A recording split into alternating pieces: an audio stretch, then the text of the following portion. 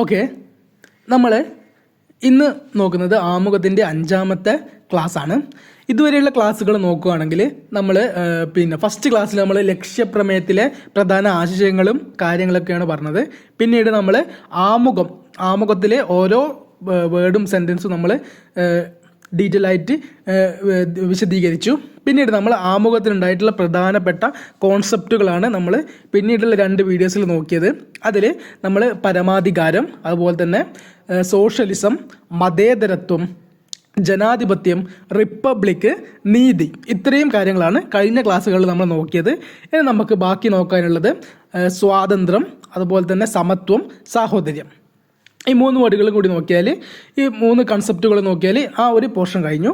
പിന്നീട് കുറച്ച് 1-2 ആമുഖവുമായി ബന്ധപ്പെട്ട 1-2 കേസുകൾ കൂടി പഠിക്കാനുണ്ട്. അപ്പം ഈ ഒരു ആമുഖം എന്നുള്ളൊരു ടോപ്പിക്ക് കഴിയും. അപ്പോൾ നമ്മൾ ഇന്ന് നോക്കുന്നത് സ്വാതന്ത്ര്യം, അതുപോലെ തന്നെ സമത്വം, സാഹോദര്യം, ഈ 3 കൺസെപ്റ്റുകളാണ്. പിന്നെ ആമുഖത്തിനെ പറ്റിയിട്ടുള്ള കുറച്ച് വിശേഷണങ്ങൾ, ഓരോ ആൾക്കാർ പറഞ്ഞിട്ടുള്ള വിശേഷണങ്ങളുമാണ്.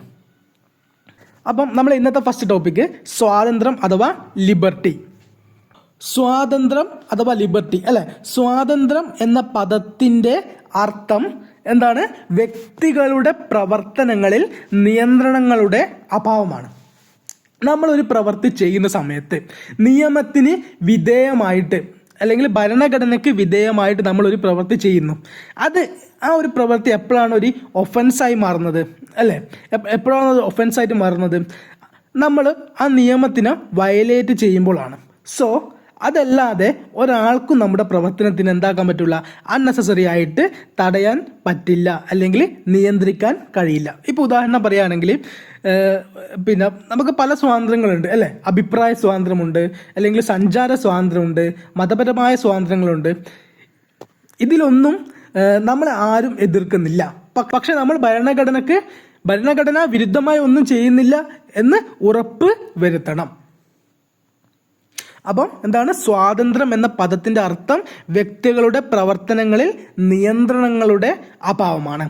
നെക്സ്റ്റ്, ആമുഖം ഇന്ത്യയിലെ എല്ലാ പൗരന്മാർക്കും മൗലികാവകാശങ്ങളിലൂടെ ചിന്തിക്കുവാനുള്ള സ്വാതന്ത്ര്യം, ആവിഷ്കാര സ്വാതന്ത്ര്യം, ആരാധനാ സ്വാതന്ത്ര്യം എന്നിവ ഉറപ്പു നൽകുന്നു. അപ്പോൾ ഒന്നുകൂടി പറയാം. ആമുഖം ഇന്ത്യയിലെ എല്ലാ പൗരന്മാർക്കും മൗലിക അവകാശങ്ങളിലൂടെ ചിന്തിക്കുവാനുള്ള സ്വാതന്ത്ര്യം, ആവിഷ്കാര സ്വാതന്ത്ര്യം, ആരാധനാ സ്വാതന്ത്ര്യം എന്നിവ ഉറപ്പു നൽകുന്നു. സോ ആമുഖത്തിൽ പറഞ്ഞിട്ടുള്ള നമ്മുടെ സ്വാതന്ത്ര്യം എന്ന കൺസെപ്റ്റ് നമ്മൾ മൗലിക അവകാശങ്ങളിലൂടെ ഉറപ്പു വരുത്തുന്നുണ്ട് എന്നാണ് പറഞ്ഞിട്ടുള്ളത് അല്ലേ? ഇപ്പം അഭിപ്രായ സ്വാതന്ത്ര്യമോ, ചിന്തിക്കുവാനുള്ള സ്വാതന്ത്ര്യമോ, അല്ലെങ്കിൽ ആവിഷ്കാര സ്വാതന്ത്ര്യം, ആരാധനാ സ്വാതന്ത്ര്യം ഒക്കെ നമ്മൾ എടുക്കുവാണെങ്കിൽ മൗലിക അവകാശങ്ങളിലൂടെ നമ്മൾ ആ ഒരു കൺസെപ്റ്റിനെ ഉറപ്പിക്കുന്നുണ്ട്, നമുക്ക് ഉറപ്പ് നൽകുന്നുണ്ട്. നെക്സ്റ്റ് പോയിന്റ്, ഇന്ത്യൻ ജനാധിപത്യത്തിൻ്റെ വിജയകരമായ പ്രവർത്തനത്തിന് ആമുഖത്തിൽ ഉൾക്കൊള്ളിച്ചിരിക്കുന്ന സ്വാതന്ത്ര്യത്തിന് പ്രധാന പങ്കുണ്ട്. ഒന്നുമില്ല, ജസ്റ്റ് വായിച്ചു നോക്കിയാൽ മതി. അതായത് ഇന്ത്യൻ ജനാധിപത്യത്തിൻ്റെ ഈ ഒരു വിജയകരമായിട്ടുള്ള പ്രവർത്തനത്തിൽ നമ്മുടെ സ്വാതന്ത്ര്യം എന്ന് പറയുന്ന ഒരു കൺസെപ്റ്റിന് പ്രധാനമായിട്ടുള്ള ഒരു പങ്കുണ്ട്. എന്നിരുന്നാലും സ്വാതന്ത്ര്യം എന്നാൽ ഒരാൾക്ക് ഇഷ്ടമുള്ളത് ചെയ്യുവാനുള്ള അനുവാദം എന്നല്ല അർത്ഥമാക്കുന്നത്. അതായത് സ്വാതന്ത്ര്യം ഉണ്ടെന്ന് വെച്ചാൽ നമുക്ക് ഇഷ്ടമുള്ള എന്തും ചെയ്യാം എന്നുള്ള കാര്യമല്ല അർത്ഥമാക്കുന്നത്. ഭരണഘടനയിൽ തന്നെ പരാമർശിച്ചിരിക്കുന്ന പരിമിതികൾക്കുള്ളിൽ നിന്ന് മാത്രമാണ് അത് ആസ്വദിക്കാൻ ആകുന്നത്. അതായത് എന്തും ചെയ്യാനുള്ള ലൈസൻസ് അല്ല എന്തെന്ന് സ്വാതന്ത്ര്യം. ഇപ്പം നമുക്ക് സഞ്ചാര സ്വാതന്ത്ര്യമുണ്ട്.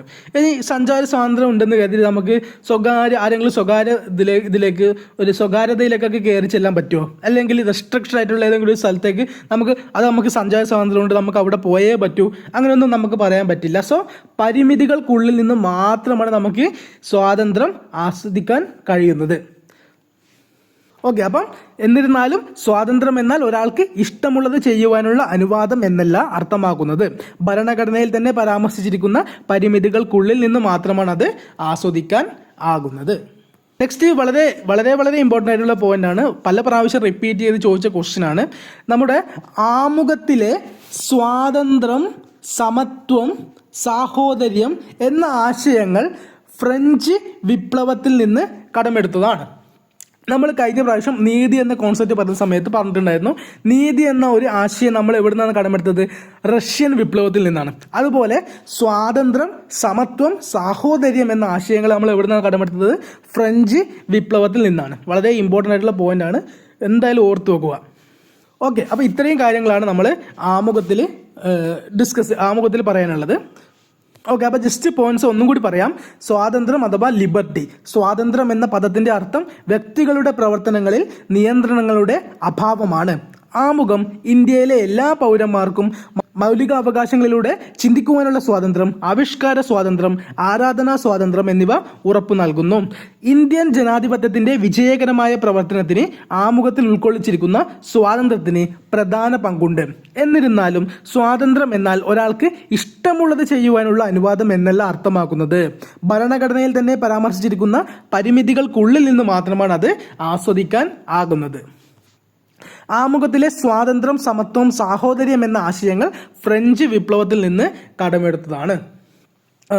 ജസ്റ്റ് ബാക്കിയുള്ള പോയിന്റ്സ് ഒക്കെ ജസ്റ്റ് ഒന്ന് വായിച്ചു വിട്ടാൽ മതി. ഈ ലാസ്റ്റ് പോയിന്റ് വളരെ ഇമ്പോർട്ടൻ്റ് ആണ്, പല പ്രാവശ്യം റിപ്പീറ്റ് ചെയ്ത് ചോദിച്ചിട്ടുള്ള ക്വസ്റ്റ്യൻ ആണ്. നെക്സ്റ്റ് നമ്മൾ പോവാണ്. നെക്സ്റ്റ് ടോപ്പിക്കാണ് സമത്വം. സമത്വം അഥവാ ഇക്വാലിറ്റി. സമൂഹത്തിലെ ഏതെങ്കിലും വിഭാഗത്തിന് പ്രത്യേക പരിഗണന ലഭിക്കാതിരിക്കുക, വിവേചനം കൂടാതെ എല്ലാ വ്യക്തികൾക്കും മതിയായ അവസരങ്ങൾ നൽകുക എന്നിവയാണ് സമത്വം എന്ന പദം കൊണ്ട് അർത്ഥമാക്കുന്നത്. അതായത് ഒരു പർട്ടിക്കുലർ ആയിട്ടുള്ള ഏതെങ്കിലും വിഭാഗത്തിന് നമ്മൾ മുൻഗണന കൊടുക്കുന്നുണ്ടെങ്കിൽ അവിടെ സമത്വമുണ്ടെന്ന് നമുക്ക് പറയാൻ പറ്റില്ല. അവസരം എന്ന് പറയുമ്പോൾ തൊഴിലിൽ മാത്രമല്ല, എല്ലാ അർത്ഥത്തിലും അല്ലേ. ഇപ്പം അവസരം എന്ന് പറയുമ്പം തൊഴിൽ സംബന്ധിച്ചിട്ടുള്ള മാത്രം പിന്നെ കാര്യമല്ല പറയുന്നിട്ടുള്ളത്, എല്ലാ അർത്ഥത്തിലുമാണ് അത് പറയുന്നത്. ഇനി അവസരങ്ങൾ കൊടുക്കുമ്പോൾ മതമോ ജാതിയോ വർഗമോ ലിംഗഭേദമോ ഒന്നും പരിഗണിക്കരുത്. എല്ലാവർക്കും തുല്യമായിട്ടുള്ള അവസരങ്ങൾ കിട്ടണം. ഏതെങ്കിലും വിഭാഗത്തിന് പ്രത്യേക പരിഗണന കൊടുക്കാതിരിക്കുക. ഇതാണ് എന്തെന്ന് സമത്വം എന്ന് പറയുന്നത്. നമുക്ക് സമത്വം എന്ന വേർഡ് അർത്ഥമാക്കുന്നത്. ഇനി ഇത് പറയുമ്പോൾ ചിലപ്പോൾ ഒരു ഡൗട്ട് വരും, ചിലർക്ക് ഡൗട്ട് ഉണ്ടാവും. കാരണം ഇപ്പോൾ പട്ടികജാതി പട്ടികവർഗ വിഭാഗങ്ങൾക്ക്, അല്ലെങ്കിൽ ഇപ്പോൾ നമ്മുടെ രാജ്യത്തിലെ ഉയർന്ന അതായത് രാഷ്ട്രപതി, ഗവർണർ, ഇവർക്കൊക്കെ കുറച്ച് പ്രിവിലേജസ് നമ്മൾ നൽകുന്നുണ്ട്.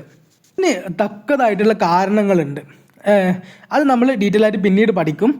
ഇതല്ലാതെ നോക്കുമ്പം എല്ലാ വിഭാഗത്തിനും തുല്യമായ പരിഗണന എന്നതാണ് എന്തെന്ന് സമത്വം എന്നതുകൊണ്ട് ഉദ്ദേശിക്കുന്നത്. നെക്സ്റ്റ് പോയിന്റ്, ആമുഖം ഇന്ത്യയിലെ എല്ലാ പൗരന്മാർക്കും പദവിയിലും അവസരങ്ങളിലും തുല്യത ഉറപ്പു നൽകുന്നു. അതായത് പദവിയിലും തുല്യത കൊണ്ടുവരാൻ ശ്രമിക്കുന്നുണ്ട്, അവസരങ്ങളിലും തുല്യത കൊണ്ടുവരാൻ ശ്രമിക്കുന്നുണ്ട് നമ്മുടെ ആമുഖം. സമത്വം പ്രധാനമായും 3 തരത്തിലാണ്. ഒന്ന് പൗരസമത്വം, സിവിൽ ഇക്വാലിറ്റി. പൗരസമത്വം അഥവാ സിവിൽ ഇക്വാലിറ്റി, രാഷ്ട്രീയ സമത്വം അഥവാ പൊളിറ്റിക്കൽ ഇക്വാലിറ്റി, സാമ്പത്തിക സമത്വം അഥവാ എക്കണോമിക്കൽ ഇക്വാലിറ്റി. സോ സമത്വത്തെ തന്നെ വീണ്ടും ഡിവൈഡ് ചെയ്യുകയാണ്. ഏതൊക്കെയാണ്? പൗരസമത്വം അഥവാ സിവിൽ ഇക്വാലിറ്റി, രാഷ്ട്രീയ സമത്വം അഥവാ പൊളിറ്റിക്കൽ ഇക്വാലിറ്റി, സാമ്പത്തിക സമത്വം അഥവാ എക്കണോമിക്കൽ ഇക്വാലിറ്റി. സോ നമുക്ക് ഈ 3 സമത്വം ഉറപ്പാക്കേണ്ടതുണ്ട് അല്ലേ? പൗരസമത്വം, ഈ രാഷ്ട്രീയ സമത്വം, സാമ്പത്തിക സമത്വം, ഈ 3 സമത്വങ്ങൾ നമുക്ക് ഉറപ്പ് കൊടുക്കേണ്ട ആവശ്യമുണ്ട്. അപ്പം നെക്സ്റ്റ് നോക്കുകയാണെങ്കിൽ മൗലികാവകാശങ്ങളെ കുറിച്ചുള്ള ഭാഗത്തിലെ താഴെ പറയുന്ന വ്യവസ്ഥകൾ പൗരസമത്വം ഉറപ്പാക്കുന്നു. നോക്കുക, എന്താണ് പറയുന്നത്? അതായത് നമ്മുടെ ഭരണഘടനയിലെ ഭാഗം 3, ഭരണഘടനയിലെ ഭാഗം 3 ആർട്ടിക്കിൾ 14 മുതൽ 18 വരെ, ആർട്ടിക്കിൾ 14 മുതൽ 18 വരെ എടുത്താൽ പൗരന്മാർക്കിടയിൽ സമത്വം ഉറപ്പുവരുത്തുന്നതിന് വേണ്ട കാര്യങ്ങളാണ് പറയുന്നത്. ഇതിനെക്കുറിച്ച് നമുക്ക് മൗലിക അവകാശങ്ങൾ എന്ന ടോപ്പിക്കിൽ ആർട്ടിക്കിൾ 14 മുതൽ 18 വരെ ഡീറ്റെയിൽ ആയിട്ട് ഓരോ പോയിന്റ് ആയിട്ട് നമുക്ക് പഠിക്കാനുണ്ട്. ഇതിപ്പം ജസ്റ്റ് ഒന്ന് ജസ്റ്റ് വായിച്ച് ഒന്ന് ഓർത്തിരിക്കാൻ ശ്രമിക്കുക.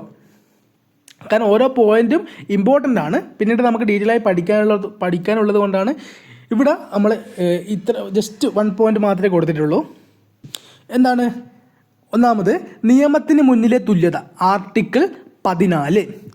മതം, വംശം, ജാതി, ലിംഗഭേദം, ജനനസ്ഥലം എന്നിവയുടെ അടിസ്ഥാനത്തിൽ വിവേചനം നിരോധിക്കൽ, ആർട്ടിക്കിൾ 15.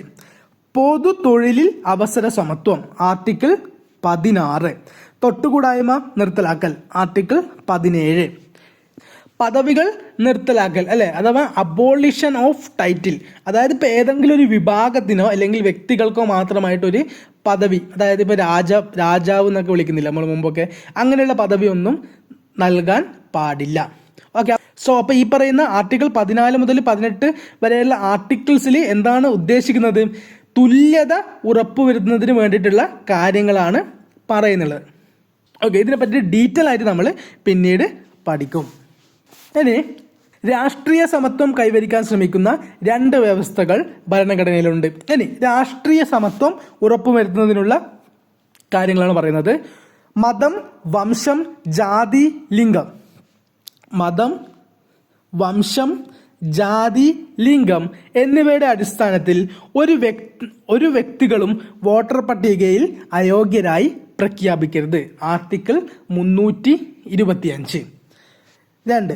ലോകസഭയിലേക്കും സംസ്ഥാന നിയമസഭകളിലേക്കുമുള്ള തെരഞ്ഞെടുപ്പുകൾ പ്രായപൂർത്തി വോട്ടവകാശത്തിന്റെ അടിസ്ഥാനത്തിൽ ആയിരിക്കണം, ആർട്ടിക്കിൾ 325. ഈ ആർട്ടിക്കിൾ 325 PSC ചിലപ്പോൾ ചോദിക്കും എങ്ങനെയായിരിക്കും, വോട്ടർ പട്ടികയെക്കുറിച്ച് പ്രതിപാദിക്കുന്ന ആർട്ടിക്കിൾ ഏതാണ്, വോട്ടർ പട്ടികയെക്കുറിച്ച് പ്രതിപാദിക്കുന്ന ആർട്ടിക്കിൾ ഏതാണെന്ന് പറഞ്ഞ് ചോദിക്കാറുണ്ട്. അതുപോലെ തന്നെ അല്ലെങ്കിൽ സമ്മതിദായക പട്ടികയെക്കുറിച്ച് പ്രതിപാദിക്കുന്ന ആർട്ടിക്കിൾ ഏതാണ് എന്നൊക്കെ പറഞ്ഞിട്ട് ചോദിക്കാറുണ്ട്. ശരിക്കും 325 ആർട്ടിക്കിളിനകത്ത് ഒരു കൺസെപ്റ്റ് പറയുന്നുണ്ട്. എന്താണ്?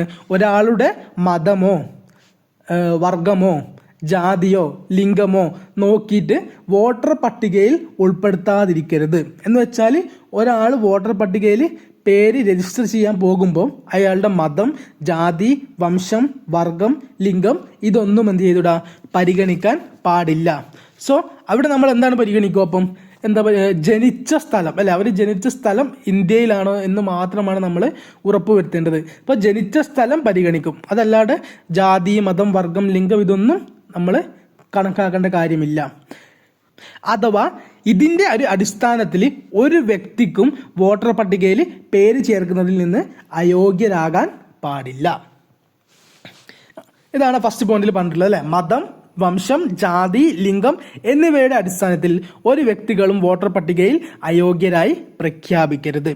ഇനി നെക്സ്റ്റ് പോയിന്റ് നോക്കുകയാണെങ്കിൽ അവിടെ എന്താ പറഞ്ഞത്, 18 വയസ്സ് പൂർത്തിയാകുന്ന വ്യക്തിക്ക് ലോക്സഭാ ഇലക്ഷനിലും നിയമസഭാ ഇലക്ഷനിലും വോട്ട് ചെയ്യാനുള്ള അവകാശമുണ്ട്. ഓക്കെ, ലോക്സഭയിലേക്കും സംസ്ഥാന നിയമസഭകളിലേക്കുമുള്ള തെരഞ്ഞെടുപ്പുകൾ പ്രായപൂർത്തി വോട്ടവകാശത്തിന്റെ അടിസ്ഥാനത്തിൽ ആയിരിക്കണം. അപ്പോൾ നമ്മൾ ഈ പറഞ്ഞ ആർട്ടിക്കിൾ 325 വളരെ ഇമ്പോർട്ടൻ്റ് ആയിട്ടുള്ള ഒരു ടോപ്പിക്കാണ്. പക്ഷേ അത് നമ്മൾ ഡീറ്റെയിൽ ആയിട്ട് അതിനെക്കുറിച്ച് നമുക്ക് ഡീറ്റെയിൽ ആയിട്ട് പഠിക്കാനുണ്ട് വരും ടോപ്പിക്കുകളിൽ. ഓക്കെ, അപ്പോൾ ഇവിടെ ഈ 2 പോയിന്റ്സ് മാത്രം ഓർമ്മിച്ച് വെക്കുക. മതം, വംശം, ജാതി, ലിംഗം എന്നിവയുടെ അടിസ്ഥാനത്തിൽ ഒരു വ്യക്തികളും വോട്ടർ പട്ടികയിൽ അയോഗ്യരായി പ്രഖ്യാപിക്കരുത്. ലോക്സഭയിലേക്കും സംസ്ഥാന നിയമസഭകളിലേക്കുമുള്ള തെരഞ്ഞെടുപ്പുകൾ പ്രായപൂർത്തി വോട്ടവകാശത്തിന്റെ അടിസ്ഥാനത്തിൽ ആയിരിക്കണം, ആർട്ടിക്കിൾ 325. നെക്സ്റ്റ്, നിർദ്ദേശക തത്വങ്ങളിലെ ആർട്ടിക്കിൾ 39. ആർട്ടിക്കിൾ 39 പുരുഷന്മാർക്കും സ്ത്രീകൾക്കും മതിയായ ഉപജീവന മാർഗത്തിന് തുല്യ അവകാശവും തുല്യ ജോലിക്ക് തുല്യ വേതനവും ഉൾപ്പെടുത്തിയതിലൂടെ സാമ്പത്തിക സമത്വം ഭരണഘടന ഉറപ്പു നൽകുന്നു. അതായത് നിർദ്ദേശക തത്വങ്ങളിൽ പറയുന്ന ആർട്ടിക്കിൾ 39 പുരുഷന്മാർക്കും സ്ത്രീകൾക്കും ഉപജീവന മാർഗത്തിന് തുല്യ അവകാശവും തുല്യ ജോലി, അതായത് ഒരേ ജോലി ചെയ്യുന്നവർക്ക് ഒരേ ശമ്പളവും ഉൾപ്പെടുത്തിയിട്ടുണ്ട്. അതിലൂടെ എന്ത് ചെയ്യുന്നുണ്ട്, സാമ്പത്തിക സമത്വം എന്നൊരു കൺസെപ്റ്റ് കൂടി അവിടെ ഭരണഘടന ഉറപ്പ് വരുത്തുന്നുണ്ട്. ഓക്കെ, ഇപ്പം ജസ്റ്റ് ഇത് വായിച്ചു പോയാൽ മതി. ബാക്കി ആർട്ടിക്കിളിനെ കുറിച്ചൊക്കെ നമ്മൾ പിന്നീട് ഡിസ്കസ് ചെയ്യുന്നതാണ്. സോ ഇത്രയും കാര്യങ്ങളാണ് നമുക്ക് സമത്വം എന്ന ഒരു ടോപ്പിക്കിൽ പറയാനുള്ളത്. ഓക്കെ, അപ്പോൾ ഇതുവരെ പറഞ്ഞ പോയിന്റ്സ് ഒന്നും കൂടി നമുക്ക് ജസ്റ്റ് ഒന്ന് വായിച്ചു നോക്കാം. സമൂഹത്തിലെ ഏതെങ്കിലും വിഭാഗത്തിന് പ്രത്യേക പരിഗണന ലഭിക്കാതിരിക്കുക, വിവേചനം കൂടാതെ എല്ലാ വ്യക്തികൾക്കും മതിയായ അവസരങ്ങൾ നൽകുക എന്നിവയാണ് സമത്വം എന്ന പദം കൊണ്ട് അർത്ഥമാക്കുന്നത്. ആമുഖം ഇന്ത്യയിലെ എല്ലാ പൗരന്മാർക്കും പദവിയിലും അവസരത്തിലും തുല്യത ഉറപ്പു നൽകുന്നു. സമത്വം പ്രധാനമായും 3 തരത്തിലാണ്: പൗരസമത്വം, രാഷ്ട്രീയ സമത്വം, സാമ്പത്തിക സമത്വം. മൗലിക അവകാശങ്ങളെക്കുറിച്ചുള്ള ഭാഗത്തിലെ താഴെ പറയുന്ന വ്യവസ്ഥകൾ പൗരസമത്വം ഉറപ്പാക്കുന്നു. നിയമത്തിന് മുന്നിലെ തുല്യത.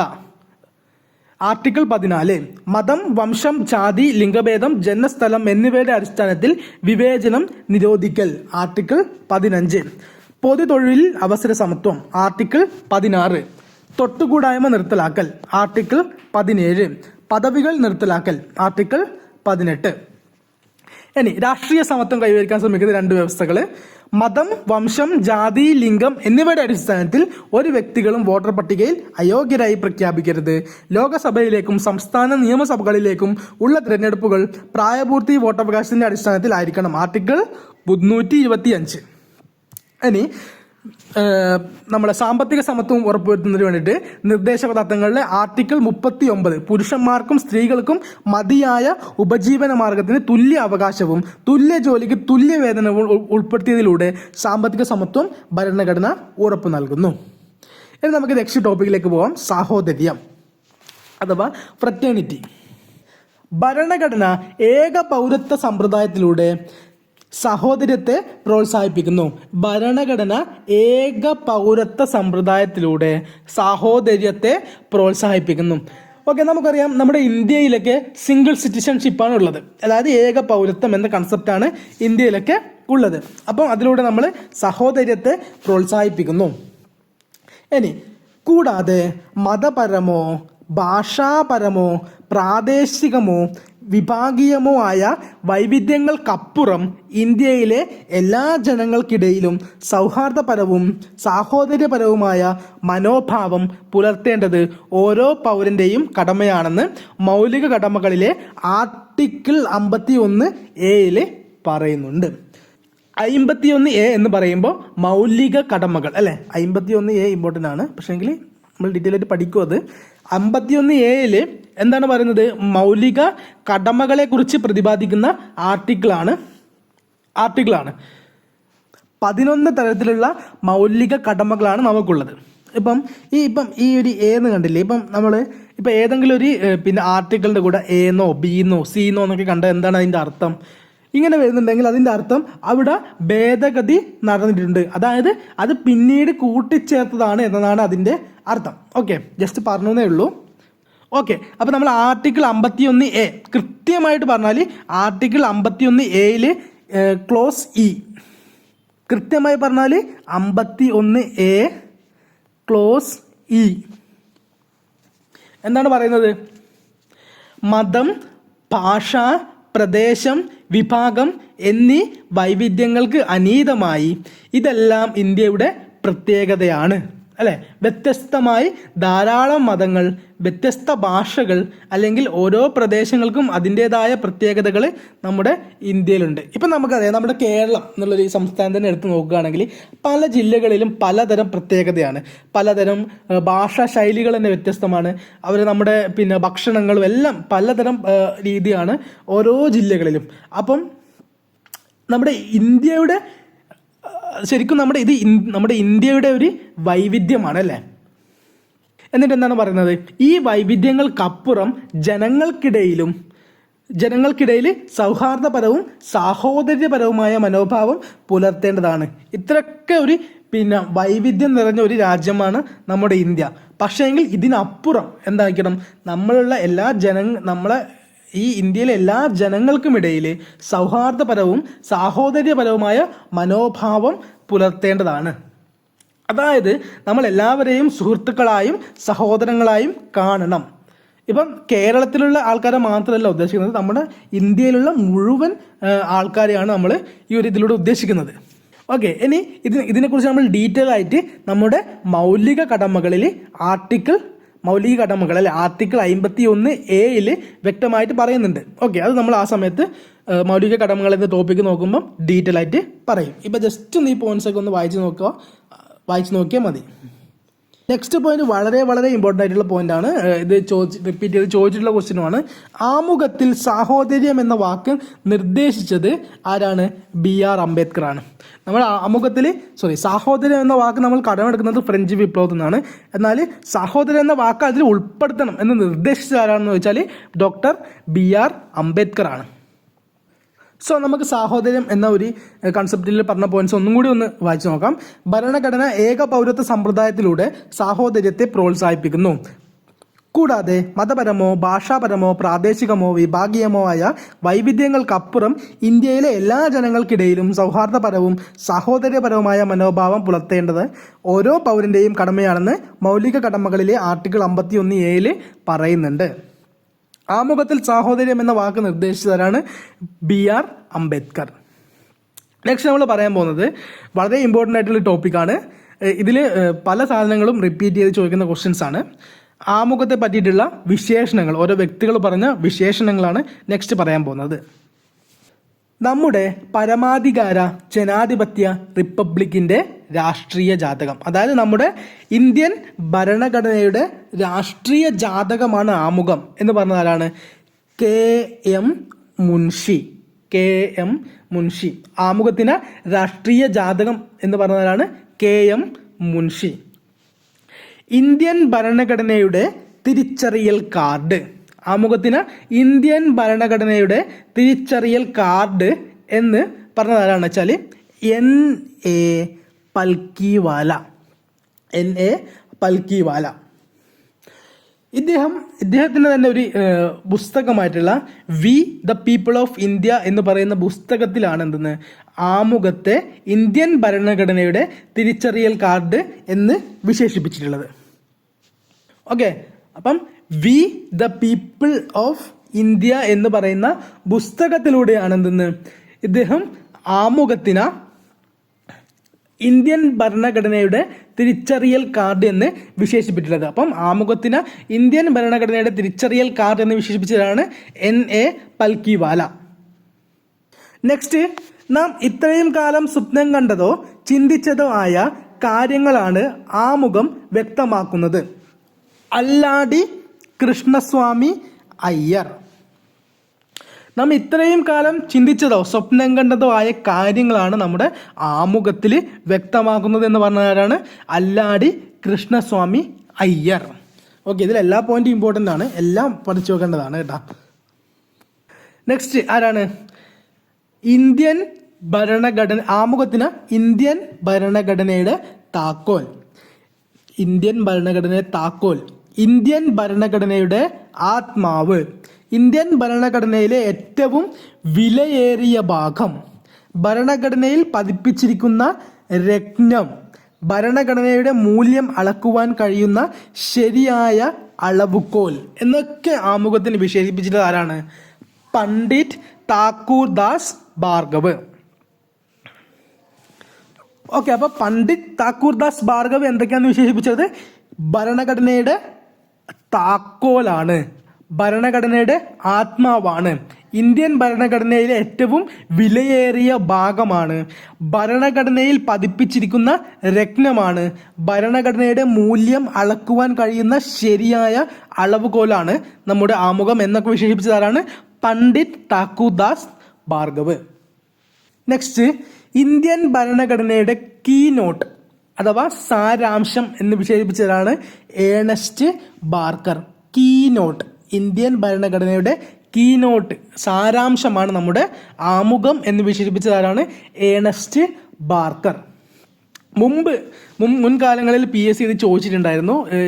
PSC ഇങ്ങനെ ചോദിച്ചിട്ടുണ്ടായിരുന്നു, ഈ ഒരു ഭരണഘടനയുടെ കീ നോട്ട് എന്ന്. അപ്പോൾ കീ എന്ന് കണ്ടപ്പോൾ അത് ശരിക്കും എന്താക്കി അവർ ഇംഗ്ലീഷ് നേരെ മലയാളത്തിലേക്ക് തർജ്ജമ ചെയ്തിട്ട് ഇന്ത്യൻ ഭരണഘടനയുടെ താക്കോൽ എന്നൊക്കെ പറഞ്ഞിട്ട് ഏണസ്റ്റ് ബാർക്കർ ചോദിച്ചിട്ടുണ്ടായിരുന്നു മുമ്പൊക്കെ. അത് ശരിക്കും തെറ്റാണ്. കീ നോട്ട് എന്ന് പറയുമ്പോൾ ശരിക്കും മലയാളത്തിൽ എന്താ വരുന്ന അർത്ഥം? സാരാംശം എന്നാണ്. ഓക്കെ, അപ്പോൾ കീ നോട്ട് സാരാംശം, ഇന്ത്യൻ ഭരണഘടന കീ നോട്ട് അഥവാ സാരാംശം എന്ന് പറഞ്ഞത് ഏണസ്റ്റ് ബാർക്കർ ആണ്. അദ്ദേഹത്തിൻ്റെ തന്നെ ഒരു പുസ്തകമായിട്ടുള്ള principle of social and political theory എന്ന പുസ്തകത്തിലാണ് ശരിക്കും ഈ ഒരു സംഭവം പറഞ്ഞിട്ടുള്ളത്. Principles of social and political theory എന്ന അദ്ദേഹത്തിൻ്റെ പുസ്തകത്തിലൂടെയാണ് വിശേഷിപ്പിച്ചിട്ടുള്ളത്. നെക്സ്റ്റ്, ഭരണഘടനയുടെ നിർമ്മാതാക്കളുടെ മനസ്സിലേക്കുള്ള താക്കോൽ എന്ന് വിശേഷിപ്പിച്ചതാണ് ജെയിംസ് ഡയർ. ഭരണഘടനയുടെ നിർമ്മാതാക്കളുടെ മനസ്സിലേക്കുള്ള താക്കോൽ, ജെയിംസ് ഡയർ. ഓക്കെ, ഇനി ഇത്രയും ആൾക്കാരൊക്കെ നല്ല പോസിറ്റീവായിട്ടാണ് വിശേഷിപ്പിച്ചിട്ടുള്ളത്. അപ്പം ഒരു നെഗറ്റീവെങ്കിലും പറയണ്ടേ? അങ്ങനെയുള്ളൊരു ഇതാണ്, ജവഹർലാൽ നെഹ്റു അവതരിപ്പിച്ച ലക്ഷ്യപ്രമേയത്തെ തെറ്റ്, നിയമവിരുദ്ധം, അപക്വമായത്, ദാരുണമായത്, അപകടകരം എന്നെല്ലാം വിശേഷിപ്പിച്ച ഭരണഘടനാ നിർമ്മാണ സഭാംഗമാണ് മുകുന്ദ് രാമറാവു ജയശങ്കർ. അപ്പോൾ ജവഹർലാൽ നെഹ്റു അവതരിപ്പിച്ച ലക്ഷ്യപ്രമേയത്തിന് തെറ്റ്, നിയമവിരുദ്ധം, അപക്വമായത്, ദാരുണമായത്, അപകടകരം എന്നെല്ലാം വിശേഷിപ്പിച്ച ഭരണഘടനാ നിർമ്മാണ സഭാംഗമാണ് മുകുന്ദ് രാമറാവു ജയശങ്കർ. ഓക്കെ, അപ്പോൾ ഓർമ്മിച്ച് വെക്കുക, തെറ്റ്, നിയമവിരുദ്ധം, അപക്വമായത്, ദാരുണമായത്, അപകടകരം എന്നെല്ലാം വിശേഷിപ്പിച്ച ആരാണ്? മുകുന്ദ് രാമറാവു ജയശങ്കറാണ്. ഇനി നെക്സ്റ്റ് വൺ, നമ്മുടെ ആമുഖത്തിന് USA സ്വാതന്ത്ര്യ പ്രഖ്യാപനത്തോട് സാമ്യമുള്ളത്, ഒരു പ്രഖ്യാപനത്തിനും മുകളിലായതും എന്ന് വിശേഷിപ്പിച്ചത് ആരാണ്? എം ഹിദായത്തുള്ള. എം ഹിദായത്തുള്ള.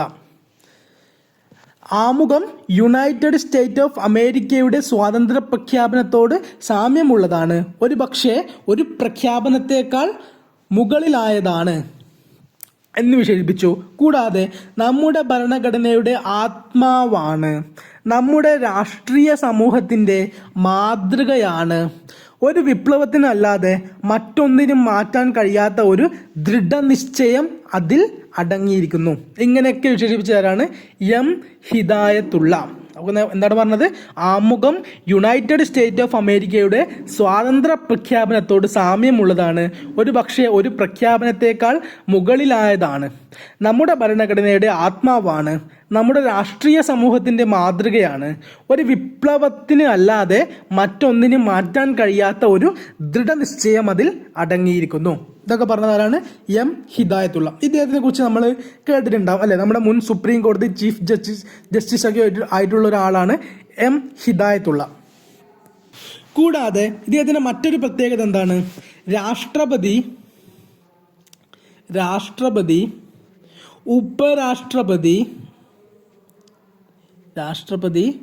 ഉപരാഷ്ട്രപതി പദവികൾ വഹിച്ച ഒരേ ഒരു ചീഫ് ജസ്റ്റിസ് കൂടിയാണ് എം ഹിദായത്തുള്ള.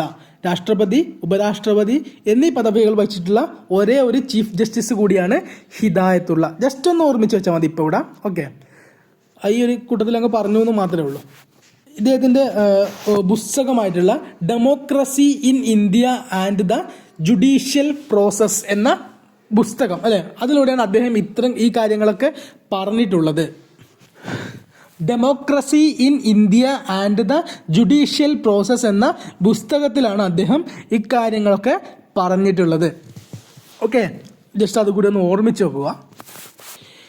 ഇനി മറ്റൊരു ഡൗട്ട് വരാൻ ചാൻസ് ഉള്ളൊരു സംഭവമാണ് എം ഹിദായത്തുള്ള പറഞ്ഞതിൽ നമ്മുടെ ഭരണഘടനയുടെ ആത്മാവാണ് എന്ന് പറഞ്ഞിട്ടുണ്ട്. നമ്മുടെ ഭരണഘടനയുടെ ആത്മാവാണ് ആമുഖം എന്ന് പറഞ്ഞിട്ടുണ്ട്. അതുപോലെ തന്നെ പണ്ഡിറ്റ് താക്കൂർദാസ് ഭാർഗവ് പറഞ്ഞിട്ടുള്ള കാര്യത്തിൽ എന്ത് പറഞ്ഞിട്ടുണ്ട്? ഭരണഘടനയുടെ ആത്മാവ് ആണ് ആമുഖം എന്ന് പറഞ്ഞിട്ടുണ്ട്. അപ്പോൾ ഈ രണ്ട് ആൾക്കാർ ഒരേ കാര്യം പറഞ്ഞിട്ടുണ്ട്, എന്നാലും എക്സാമിന് രണ്ടുപേരും ഓപ്ഷനിൽ ഉണ്ടാവാൻ ചാൻസ് കുറവാണ്. ഇൻ കേസ് ഇനി രണ്ടുപേരും ഒരേ ഓപ്ഷനിൽ വന്നിട്ടുണ്ടെങ്കിൽ നമ്മൾ പണ്ഡിറ്റ് താക്കൂർദാസ് ഭാർഗവ് എന്ന് ആൻസർ ചെയ്താൽ മതി. സോ നമ്മുടെ ആമുഖത്തിൻ്റെ വിശേഷണങ്ങൾ ഒന്നും കൂടി റിപ്പീറ്റ് ചെയ്ത് പറയാം. നമ്മുടെ പരമാധികാര ജനാധിപത്യ റിപ്പബ്ലിക്കിൻ്റെ രാഷ്ട്രീയ ജാതകം എന്ന് പറഞ്ഞിട്ടുള്ളത് KM മുൻഷി. ഇന്ത്യൻ ഭരണഘടനയുടെ തിരിച്ചറിയൽ കാർഡ് എന്ന് വിശേഷിപ്പിച്ച ആളാണ് NA പൽക്കിവാല. അദ്ദേഹത്തിൻ്റെ V the people of India എന്ന് പറയുന്ന പുസ്തകത്തിലാണ് ആമുഖത്തിന് ഇന്ത്യൻ ഭരണഘടനയുടെ തിരിച്ചറിയൽ കാർഡ് എന്ന് വിശേഷിപ്പിച്ചിട്ടുള്ളത്. ഇനി നാം ഇത്രയും കാലം സ്വപ്നം കണ്ടതോ ചിന്തിച്ചതോ ആയ കാര്യങ്ങളാണ് ആമുഖം വ്യക്തമാക്കുന്നത് എന്ന് ആമുഖം വ്യക്തമാക്കുന്നത്. അല്ലാടി കൃഷ്ണസ്വാമി അയ്യർ. ഭരണഘടനയുടെ താക്കോൽ, ഭരണഘടനയുടെ ആത്മാവ്, ഇന്ത്യൻ ഭരണഘടനയിലെ ഏറ്റവും വിലയേറിയ ഭാഗം, ഭരണഘടനയിൽ പതിപ്പിച്ചിരിക്കുന്ന രത്നം, ഭരണഘടനയുടെ മൂല്യം അളക്കുവാൻ കഴിയുന്ന ശരിയായ അളവുകോലാണ് എന്നൊക്കെ വിശേഷിപ്പിച്ചതാരാണ്? പണ്ഡിറ്റ് താക്കൂർ ദാസ് ഭാർഗവ്. ഇന്ത്യൻ ഭരണഘടനയുടെ കീനോട്ട് അഥവാ സാരാംശം എന്ന് വിശേഷിപ്പിച്ചത് ഏണസ്റ്റ് ബാർക്കർ. ഭരണഘടനാ നിർമ്മാതാക്കളുടെ മനസ്സിലേക്കുള്ള താക്കോൽ ജെയിംസ് ഡയർ. ജവഹർലാൽ നെഹ്റു അവതരിപ്പിച്ച ലക്ഷ്യപ്രമേയത്തെ തെറ്റ്, നിയമവിരുദ്ധം, അപക്വമായത്, ദാരുണമായത്, അപകടകരം എന്നെല്ലാം വിശേഷിപ്പിച്ച ഭരണഘടനാ നിർമ്മാണ സഭാംഗം മുകുന്ദ് രാമറാവു ജയശങ്കർ. ആമുഖം യുണൈറ്റഡ് സ്റ്റേറ്റ് ഓഫ് അമേരിക്കയുടെ സ്വാതന്ത്ര്യ പ്രഖ്യാപനത്തോട് സാമ്യമുള്ളതാണ്, ഒരു പക്ഷേ ഒരു പ്രഖ്യാപനത്തേക്കാൾ മുകളിലായതാണ്, നമ്മുടെ ഭരണഘടനയുടെ ആത്മാവാണ്, നമ്മുടെ രാഷ്ട്രീയ സമൂഹത്തിൻ്റെ മാതൃകയാണ്, ഒരു വിപ്ലവത്തിന് അല്ലാതെ മറ്റൊന്നിനും മാറ്റാൻ കഴിയാത്ത ഒരു ദൃഢനിശ്ചയം അതിൽ അടങ്ങിയിരിക്കുന്നു എന്നൊക്കെ പറഞ്ഞിട്ടുള്ള ആരാണ്? എം ഹിദായത്തുള്ള. അദ്ദേഹത്തിന് മറ്റൊരു പ്രത്യേകത, ഒരേ സമയം അതായത് രാഷ്ട്രപതി, ഉപരാഷ്ട്രപതി പദവികൾ വഹിച്ച ഒരേ ഒരു ചീഫ് ജസ്റ്റിസ് കൂടിയാണ്. പിന്നെ അദ്ദേഹത്തിൻ്റെ democracy in India and the judicial process, democracy in India and the judicial process എന്ന പുസ്തകത്തിലാണ് അദ്ദേഹം ഇക്കാര്യങ്ങളൊക്കെ പറഞ്ഞിട്ടുള്ളത്. ഓക്കെ, അപ്പോൾ ഇത്രയും കാര്യങ്ങളാണ് ആമുഖത്തിനെ പറ്റിയിട്ടുള്ള വിശേഷണങ്ങൾ ഇമ്പോർട്ടൻ്റ് ആയിട്ടുള്ളത്. ഇമ്പോർട്ടൻ്റ് ആയിട്ട് ചോദിക്കാൻ ചാൻസ് ഉള്ള കാര്യങ്ങളാണ് പറഞ്ഞിട്ടുള്ളത്. ഇനി ഒരു ആമുഖത്തിനെ പറ്റിയിട്ട് തന്നെ ഉള്ള 1-2 കേസുകൾ കൂടി പഠിക്കാനുണ്ട്. അതുകൂടി കഴിഞ്ഞാൽ ആമുഖം എന്ന ടോപ്പിക്ക് കംപ്ലീറ്റ് ആയി. അത് നമ്മൾ നെക്സ്റ്റ് വീഡിയോയിൽ പറയുന്നതായിരിക്കും.